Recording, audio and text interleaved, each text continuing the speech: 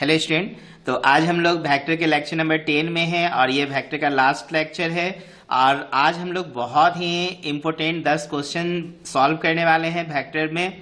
ठीक है, ज़्यादातर क्वेश्चन जो होंगे बच्चों डॉट प्रोडक्ट क्रॉस प्रोडक्ट पे बेस्ड होंगे और ये सारे क्वेश्चन काफ़ी इंपॉर्टेंट होंगे क्योंकि इस तरह के क्वेश्चन जो है आपके स्कूल कॉलेज के जो एग्ज़ाम होते हैं टर्म 1, 2, 3 के उसमें इस तरह के सवाल पूछे जाते हैं। ठीक है, तो बच्चों देखो यहाँ पे मैंने फर्स्ट सवाल लिखा है कि find the magnitude of torque of a force F बराबर -3i + j + 5 के Newton acting at A point R बराबर 7i + 3j + k। तो बच्चों टॉर्क एक वेक्टर क्वांटिटी होता है और टॉर्क निकालने का जो कॉन्सेप्ट है ये R क्रॉस F के बराबर होता है। ठीक है, आप अभी फार्मूला याद रखना, टॉर्क निकालने का कॉन्सेप्ट जो है क्या होगा R क्रॉस F।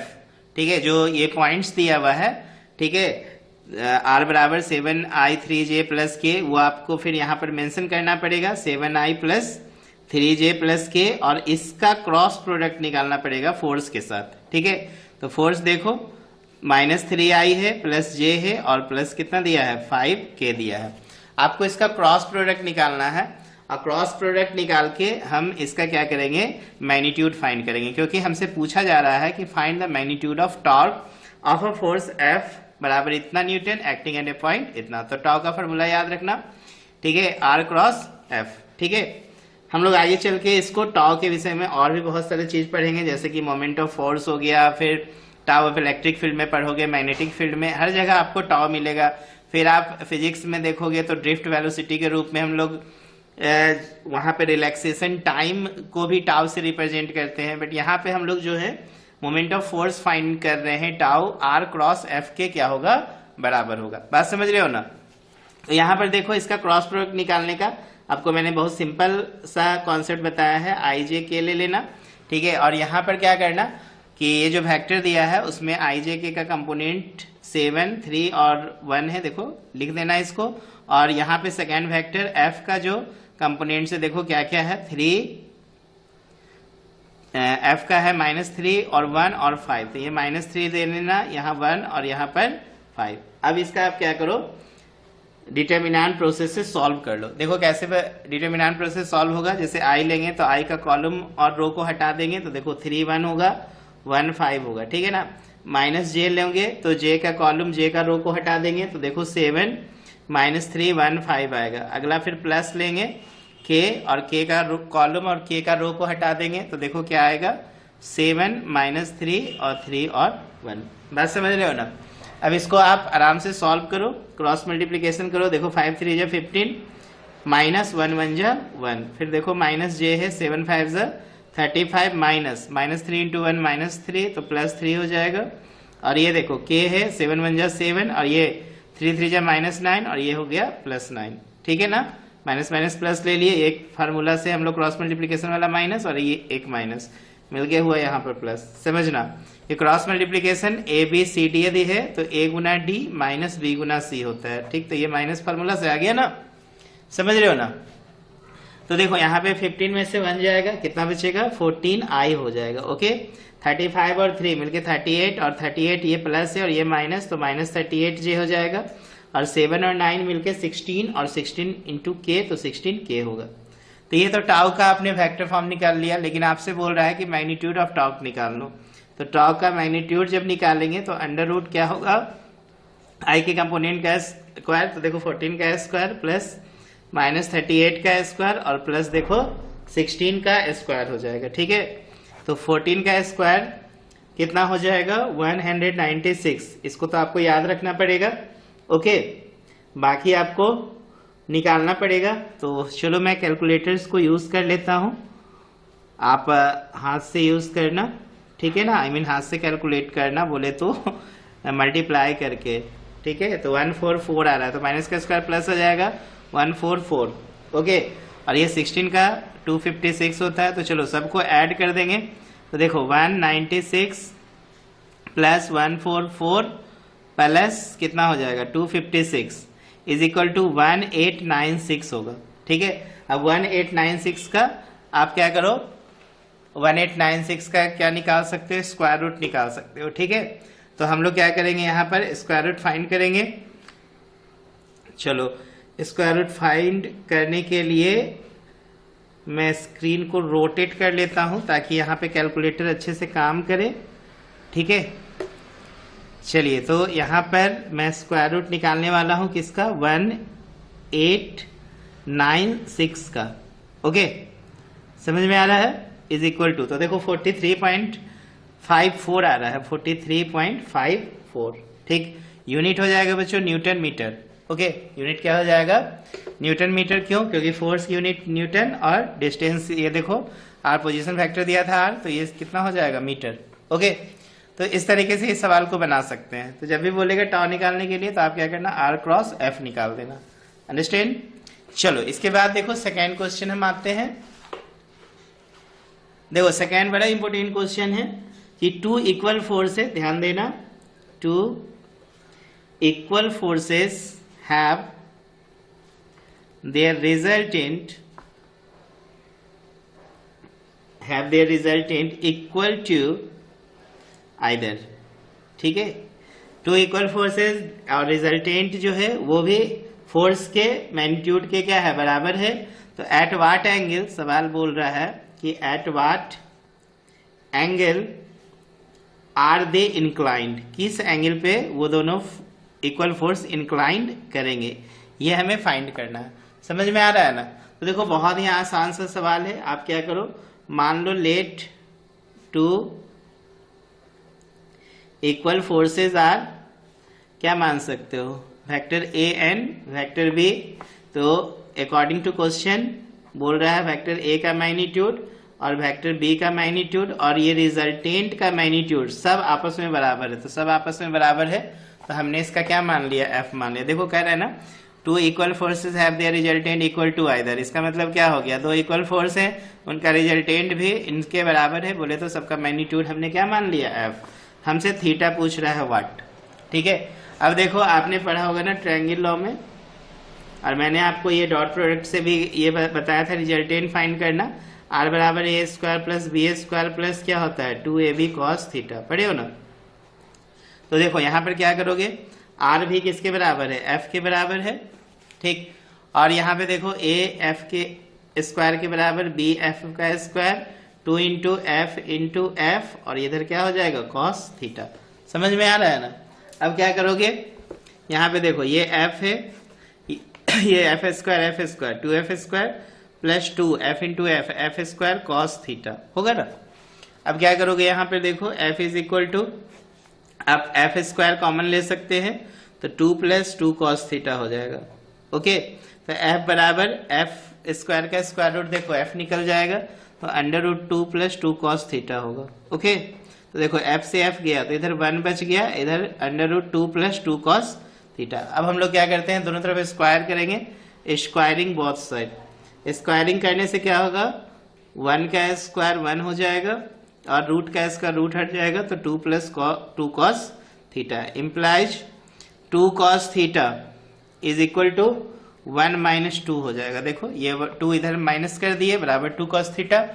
तो ये देखो 2 cos theta is equal to -1 implies 2 cos theta equal to -1 implies cos theta बराबर -1/2।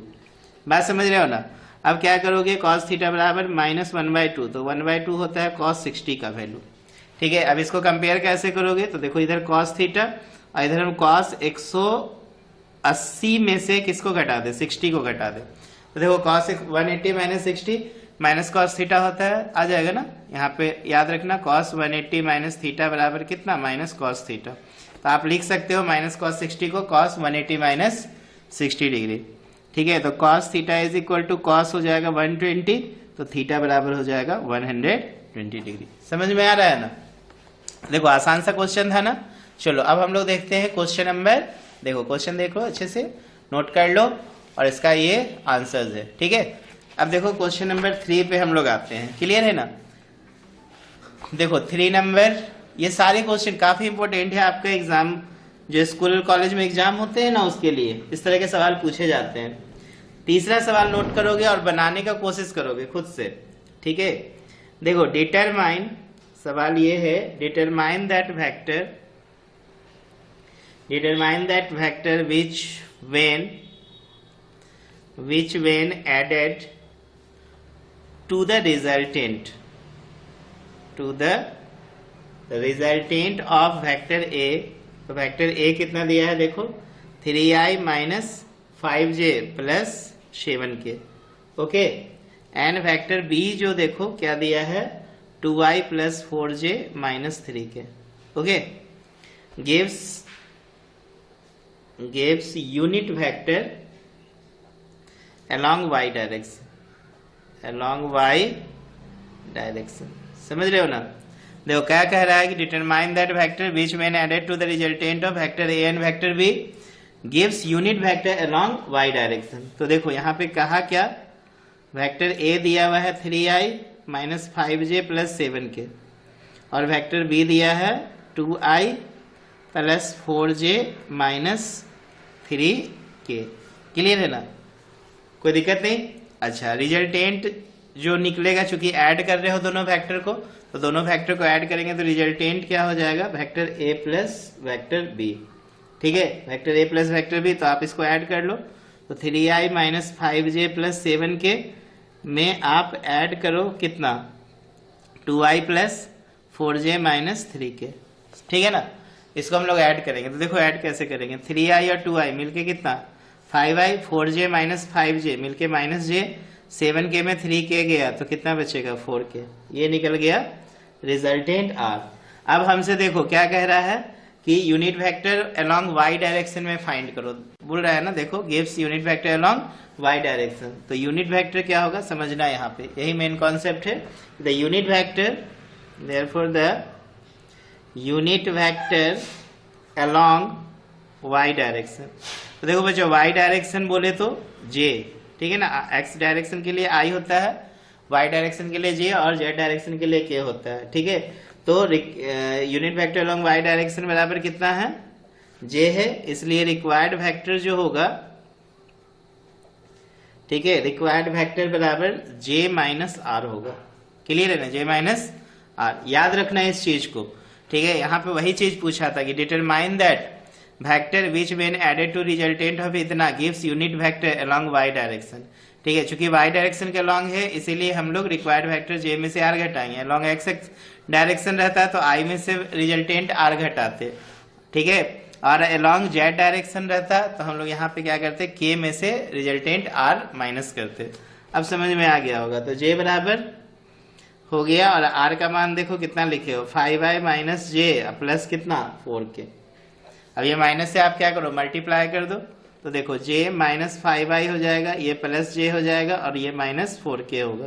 तो आप इसको लिखोगे, पहले 5i लिख देते हैं, ये j 2j हो जाएगा और ये कितना होगा माइनस 4k। समझ में आया ना, सवाल पूछेगा तो बना सकते हो ना इस तरीके से। चलिए इसके बाद हम लोग आते हैं थर्ड के बाद क्वेश्चन नंबर 4 में, बहुत ही इंपॉर्टेंट सवाल क्वेश्चन नंबर 4, ठीक है। देखो सवाल क्या है कि if vector a plus B का magnitude vector a minus vector b के मैग्नीट्यूड के बराबर हो जाए, ठीक है। ये बहुत सुपर डुपर क्वेश्चन है ये, ठीक है। तो find the angle between a and b।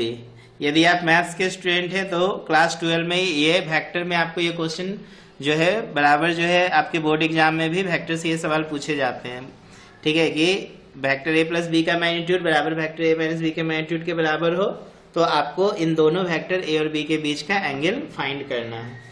Clear है ना। तो देखो कैसे फाइंड करोगे, देखो लिखेंगे चूंकि वेक्टर a प्लस बी का मैग्नीट्यूड किसके बराबर vector a minus vector b के मैग्नीट्यूड के बराबर। आप क्या करो ना, दोनों तरफ स्क्वायर कर दो, स्क्वायरिंग बोथ साइड। स्क्वायरिंग करने से क्या बेनिफिट होगा, तो देखो vector a plus vector b का मैग्नीट्यूड का स्क्वायर और यहाँ vector a minus vector b का मैग्नीट्यूड का स्क्वायर, ठीक है। तो देखो आपने पढ़ा होगा कि a डॉट a जो होता है बच्चों वो वेक्टर a के मैग्नीट्यूड का स्क्वायर के बराबर होता है। तो हम इसको भी तो लिख सकते हैं ना, a प्लस b का मैग्नीट्यूड का स्क्वायर को हम क्या लिख सकते हैं a plus B vector a plus B dot a plus B, इसको भी तो ऐसे लिख सकते हैं ना। इसी तरह यहाँ पे देखो वेक्टर a माइनस बी और डॉट हो जाएगा वेक्टर a माइनस बी। क्यों मैंने लिखा? क्योंकि मैंने आपको बताया कि a dot A vector a के मैग्नीट्यूड का स्क्वायर होता है। ओके, तो देखो क्या किया जाए, इसमें आप मल्टीप्लाई करो तो देखो a को a से करोगे तो a डॉट ए प्लस हो जाएगा a dot B plus b dot a, ठीक है, और plus b dot b। Clear है ना? फिर इज इक्वल टू देखो यहाँ पे a dot a minus a dot b, यहाँ हो जाएगा माइनस b डॉट a, इसको इससे गुना किया और ये minus minus plus b dot b। समझ में आ रहा है ना? तो देखो a डॉट a कैंसिल कर दोगे, b dot a b dot b भी क्या कर सकते हो, कैंसिल कर सकते हो। तो ये देखो हम लोग क्या लिखेंगे, a डॉट b, अब b डॉट a को भी हम लोग लिख देते हैं a डॉट b, कोई दिक्कत नहीं, कम्यूटेटिव लॉ से लिखोगे ना, कम्यूटेटिव लॉ से a डॉट b बराबर b डॉट a होता है। इज इक्वल टू देखो यहाँ पे माइनस a डॉट b है तो इसको रहने दो और माइनस b डॉट a को माइनस a डॉट b करो, यहाँ पे भी कम्यूटेटिव लॉ लिख देना, चूंकि a डॉट b बराबर b डॉट a होता है। ठीक है, तो ये देखो ये हो गया 2a डॉट b, और इधर भी देखो माइनस 2a डॉट b, इसको एक तरफ ले आओ तो कितना हो जाएगा 2a डॉट b, और इधर ये भी आएगा तो 2a डॉट b, और ये इधर क्या बचेगा, 0 बचेगा। क्या बचेगा?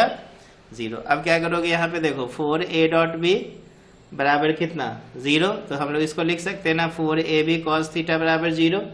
इसका मतलब क्या, cos थीटा बराबर डायरेक्ट 0, तो cos थीटा बराबर 0 किसका वैल्यू होता है, cos 90 डिग्री का वैल्यू होता है, पढ़े हो ना? तो थीटा बराबर क्या लिख दोगे यहाँ पर, 90 डिग्री, तो आंसर क्या हो जाएगा, 90 डिग्री। क्लियर है ना? चलिए इसके बाद हम लोग देखते हैं नेक्स्ट सवाल, क्वेश्चन नंबर 5। चलो 5 भी बहुत इंपॉर्टेंट क्वेश्चन है। क्या है समझना, क्वेश्चन है कि if unit vector a and b, देखो ये यूनिट वेक्टर है, ठीक है, इसलिए हमने कैप लगा दिया दोनों पे, ठीक है, आर इंक्लाइंड एट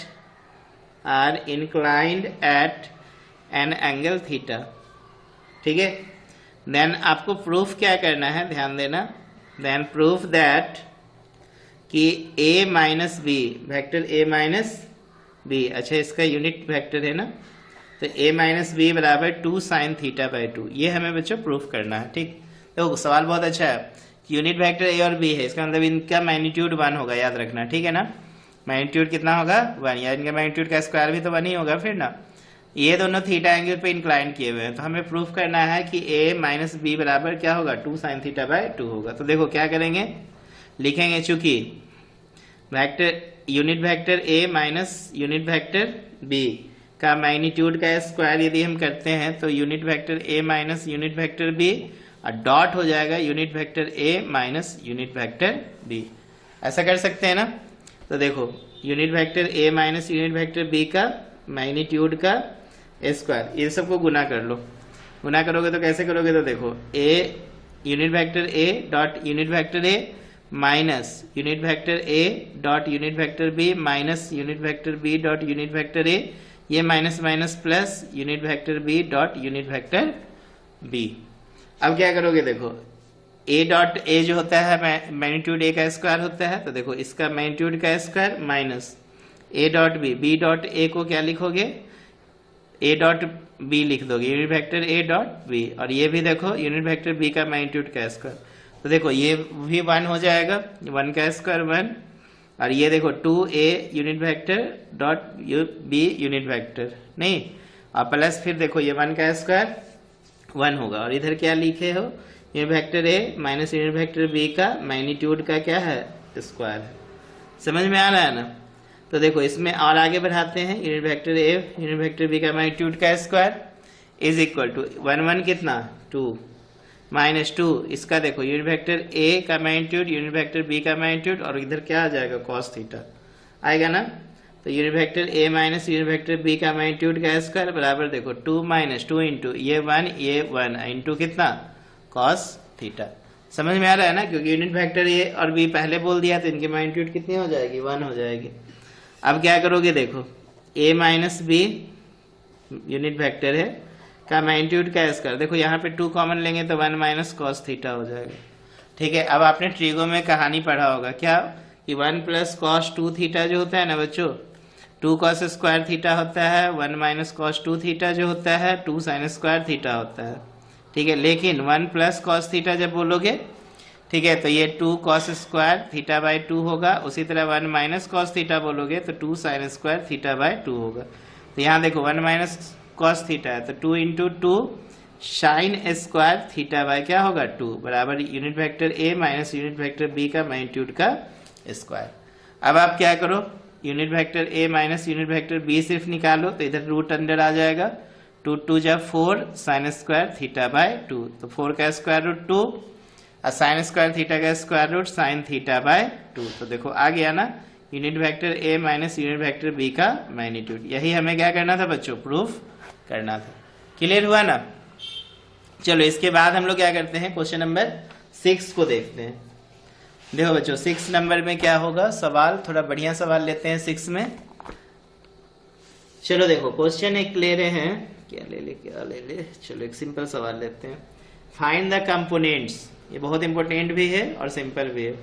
देखो find the components of vector, find the components of vector ए। तो ए बराबर देखो 2i प्लस 3j, और ए यहाँ पर देख लो यूनिट वेक्टर, ठीक है ना। ए क्या है, नहीं यूनिट वेक्टर नहीं लेंगे, इसको हम वेक्टर ए लेते हैं। ठीक है, तो find the component of vector ए, चूंकि हम यहाँ पे वेक्टर बोले हैं तो वेक्टर ए ए बराबर 2i plus 3j along the direction of I plus j, ठीक है, एंड I माइनस j। देखो बहुत अच्छा सवाल है। सवाल क्या बोल रहा है कि find the component of vector a, ठीक है, इस vector a 2i plus 3j का कंपोनेंट आपको फाइंड करना है किस किस डायरेक्शन में, i प्लस j के डायरेक्शन में और i माइनस j के डायरेक्शन में। बात समझ रहे हो ना। तो देखो हम इसको कैसे बनाएंगे, पहले मान लेंगे लेट ए कैप, ठीक है, बी द यूनिट वेक्टर। ठीक है, let A cap B the unit vector along the direction, पहले हम लोग i प्लस जे के डायरेक्शन में मानते हैं, उसके बाद i माइनस जे के डायरेक्शन में मानेंगे। ठीक है, तो i प्लस जे, इसलिए ए कैप बराबर जो होगा बच्चों i प्लस जे बट्टा क्या हो जाएगा i प्लस जे का मैग्नीट्यूड। याद है हम लोग यूनिट वेक्टर निकालना सीखे थे, ए कैप बराबर वेक्टर ए बट्टा वेक्टर ए का मैग्नीट्यूड, वही काम मैंने यहाँ पे किया है। क्लियर है ना। तो ये क्या हो जाएगा i प्लस जे, और ये देखो अंडर रूट 1 का स्क्वायर और 1 का स्क्वायर, तो आप इसको क्या लिखोगे 1 by root 2 i plus J. Clear है ना। ये देखो यहाँ पर हम लोग अब आराम से ये निकाल लिए क्या चीज, ए कैप, इसलिए मैग्नीट्यूड ऑफ कंपोनेंट निकालो, इसलिए मैग्नीट्यूड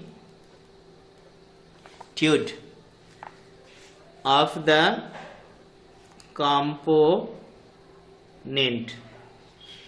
वेक्टर, किसका बोला था, ए का निकालना, अलोंग किससे, अलोंग i प्लस जे से बोला था। ठीक है, तो अब आराम से आप निकालना वेक्टर ए को यूनिट वेक्टर ए से क्या करना, मल्टीप्लाई कर देना, बस आंसर आ जाएगा।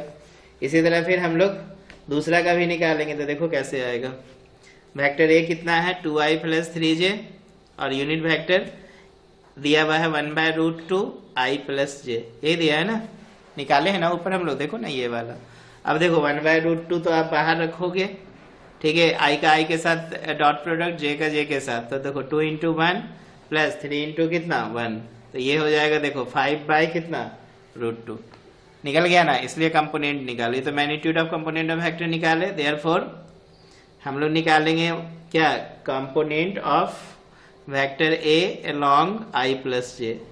अब क्या करोगे, i प्लस जे का कंपोनेंट कितना होगा, तो vector A dot unit vector ए को मल्टीप्लाई कर देना ए कैप से, तो ये ए वेक्टर ए डॉट ए का मैग्नीट्यूड कितना है, इसका प्रोडक्ट कितना निकला था 5 बाय रूट 2, इसको ए कैप से मल्टीप्लाई करोगे तो क्या हो जाएगा i प्लस जे बाय कितना रूट 2 होगा ना। अब देखो रूट 2 हो जाएगा तो 5 बाय 2 और i प्लस जे, तो यही कंपोनेंट हो गया। क्लियर है ना। देखो स्टेप बाय स्टेप समझो।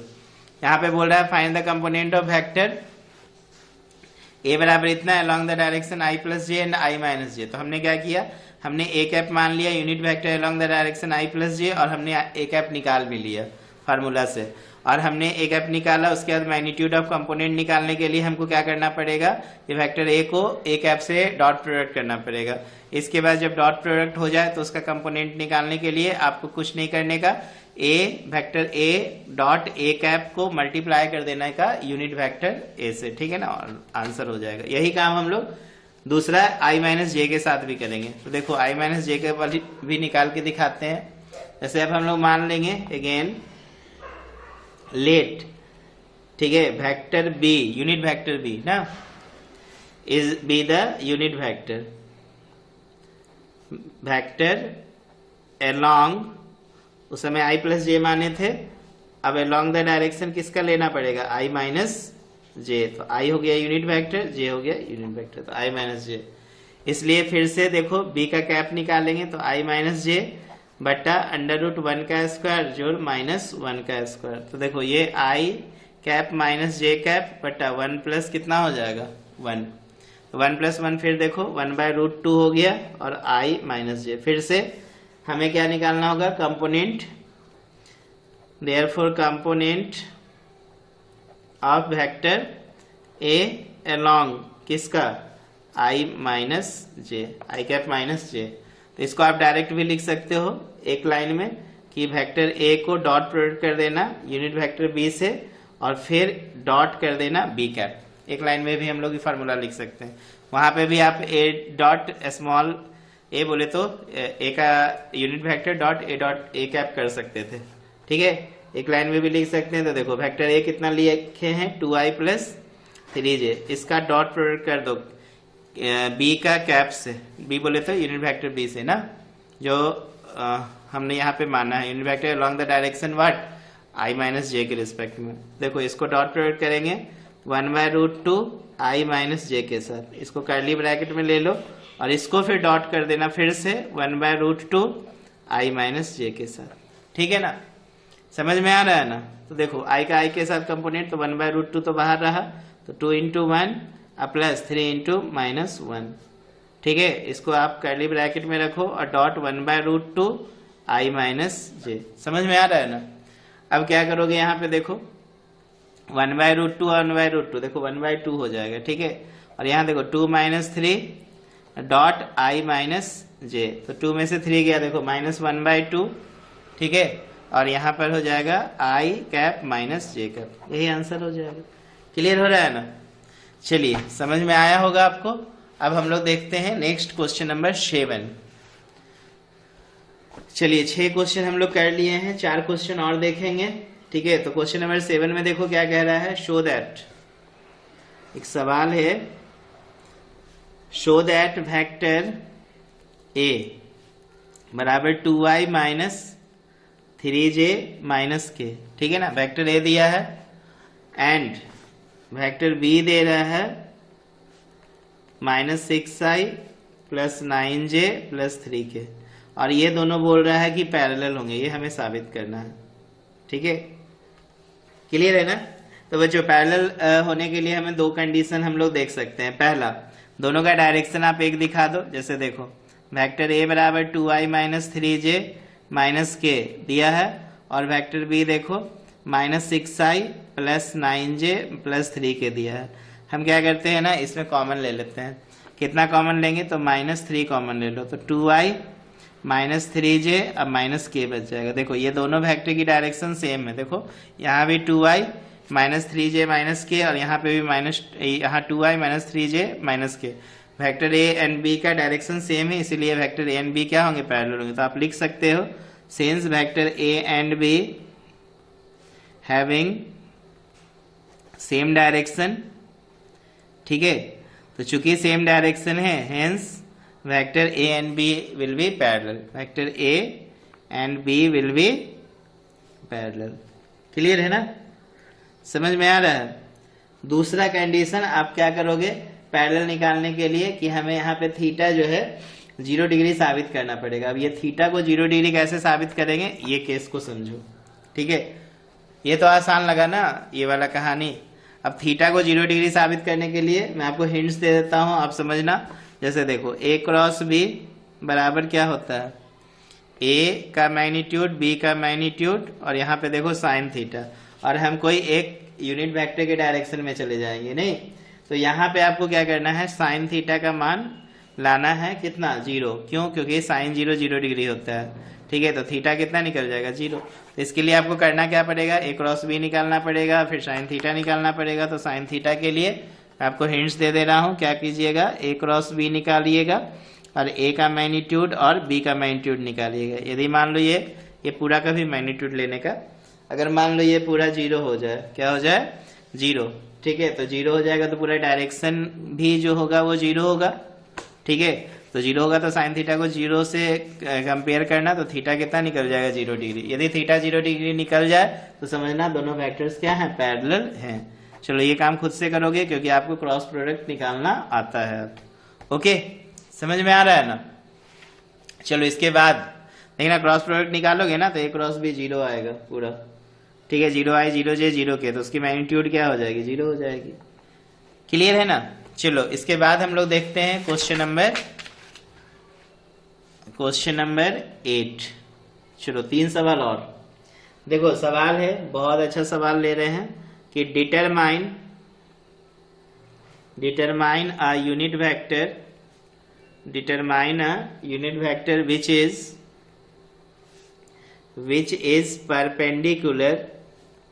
which is perpendicular to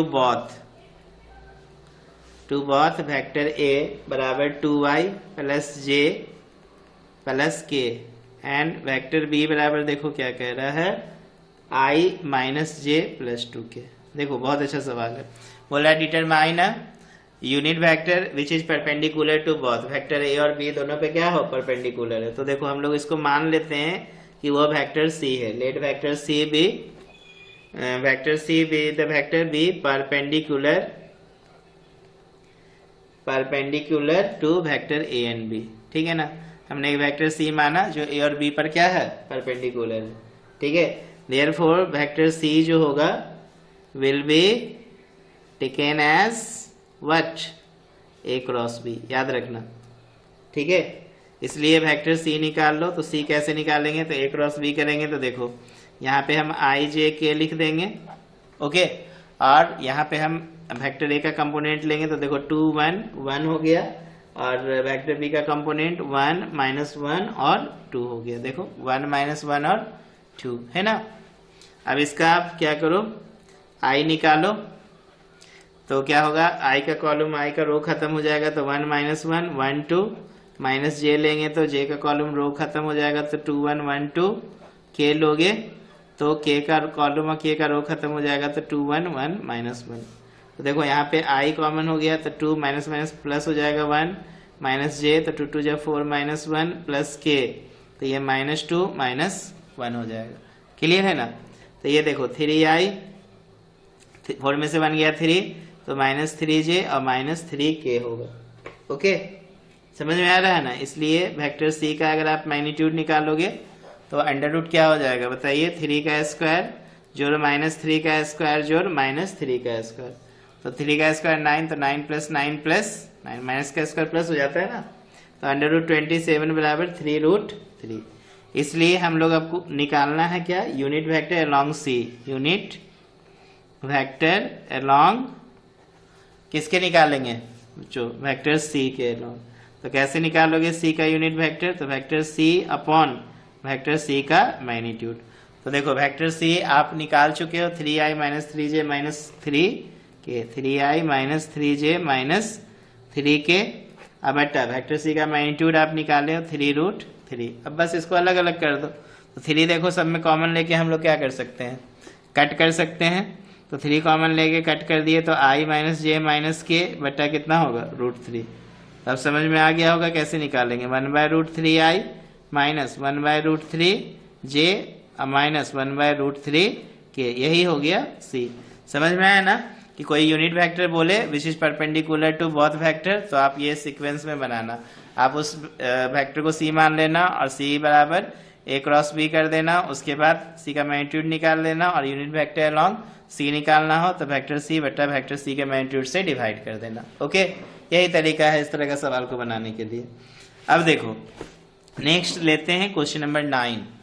ठीक है, ये 10 क्वेश्चन को बार बार प्रैक्टिस करो, देखो वेक्टर के सवाल फिर आसान लगने लगेंगे। देखो 9 नंबर में सवाल क्या है, इजी सवाल है। ठीक है, ऐसा हम लोग पहले भी एक बार डिस्कस किए हैं।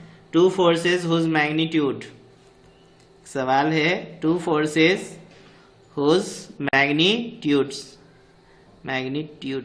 ठीक है, आर इन द रेशियो दिया है 3:5, give a resultant of 28 Newton. ठीक है, दो फोर्सेस है, दोनों का रेशियो देखो 3:5 दिया है, उनकी रिजल्टेंट दिया है 28 न्यूटन। सवाल पूछ रहा है कि if the angle of their inclination is 60 degree. ठीक है, अगर मान लो उनके बीच का एंगल कितना हो, 60 डिग्री हो, तो find the magnitude of each force. ठीक है, ये सवाल है कि दो फोर्सेस हैं, ठीक है, उनके मैग्नीट्यूड का रेशियो दिया है 3:5 और उनका रिजल्टेंट दे दिया है 28 न्यूटन। तो हमसे बोल रहा है कि उनका मैग्नीट्यूड फाइंड करो प्रत्येक फोर्स का, दोनों फोर्स के बीच का एंगल 60 डिग्री दिया है। तो देखो जब रेशियो में देना तो सबसे पहले क्या करो, लेट द रेशियो नंबर को x मान लो या k कुछ भी मान लो, let the ratio number b हमने क्या मान लिया, x मान लिया। तो देखो दो फोर्स का रेशियो, मैग्नीट्यूड का रेशियो 3:5 है, इसलिए एंड तो यहाँ पे फोर्स भी मानना पड़ेगा ना, let ratio number be x and force are A and B, forces are A and B. ठीक है, दो फोर्स है तो दोनों मैग्नीट्यूड में हम लोग कंसिडर कर रहे हैं। तो a बराबर देखो 3x हो जाएगा, देखो 3:5 का कहानी दिया है, तो b बराबर कितना हो जाएगा, 5x हो जाएगा, और थीटा बराबर कितना दिया है, 60 डिग्री। अब समझ में आ गया होगा, करेंगे क्या, हम रिजल्टेंट वाला कहानी लगाएंगे। तो r बराबर √a² + b² + 2ab cos theta होता है ना। तो अब बैठा तो वैल्यू, रिजल्टेंट r बराबर दे दिया है 28 न्यूटन, देखो 28 दिया है ना, 28 न्यूटन यहाँ पर। तो 28 बराबर देखो a², तो a की जगह 3x का स्क्वायर, b की जगह पे 5x का स्क्वायर, अब प्लस 2 × 3x × 5x और इंटू cos 60 डिग्री। क्लियर है ना। तो क्या करोगे, कैसे सॉल्व करेंगे, देखो 28 = 3 3 9x², 25x² 5 का, और ये देखो 2 3 6 5 30 x² और cos 60 1/2 होता है, तो इसको काट दो तो 15 बार में कट जाएगा।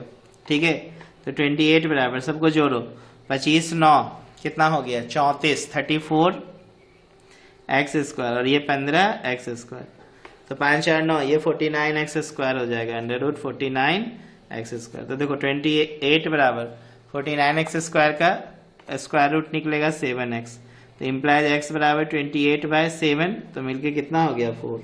अब बताओ फोर्सेज आर क्या क्या हो जाएगा, फोर्सेज आर, तो फोर्सेज 3x एंड 5x है।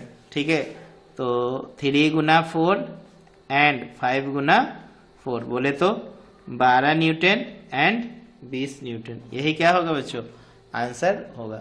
समझ में आ रहा है ना। तो चलो इसके बाद आज हम लोग लास्ट क्वेश्चन अब देखते हैं, और ये 10 क्वेश्चन को रिवाइज करो, प्रैक्टिस करो। ओके, और ये 10वां लेक्चर हुआ, और इसके बाद अब हम लोग काइनेमेटिक्स से स्टार्ट करेंगे, वेक्टर कंप्लीट होता है। ठीक है, और काइनेमेटिक्स आपको काइनेमेटिक्स में वेक्टर बहुत इंपॉर्टेंट रोल प्ले करेगा। ठीक है, इसलिए वेक्टर के हर एक क्वेश्चन को, इसके कॉन्सेप्ट को दिमाग में रखना है। ओके, चलो लास्ट सवाल है, a force is inclined at 60 degree to the horizontal. A force is inclined at 60 degree to the horizontal if the, चलो क्वेश्चन नोट करते जाओगे और बनाते जाओगे, ठीक है ना। if the horizontal component of the force is 40 Newton.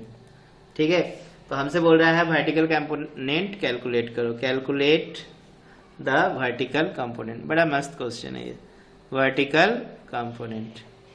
समझना सवाल को, ठीक। बोल रहा है ना कि एक फोर्स है जो 60 डिग्री पे इंक्लाइन कर रहा है हॉरिजॉन्टल कंपोनेंट के साथ, ठीक है, और हॉरिजॉन्टल कंपोनेंट ऑफ फोर्स दे रहा है 40 न्यूटन। तो आपको वर्टिकल कंपोनेंट फाइंड करना है। क्लियर है?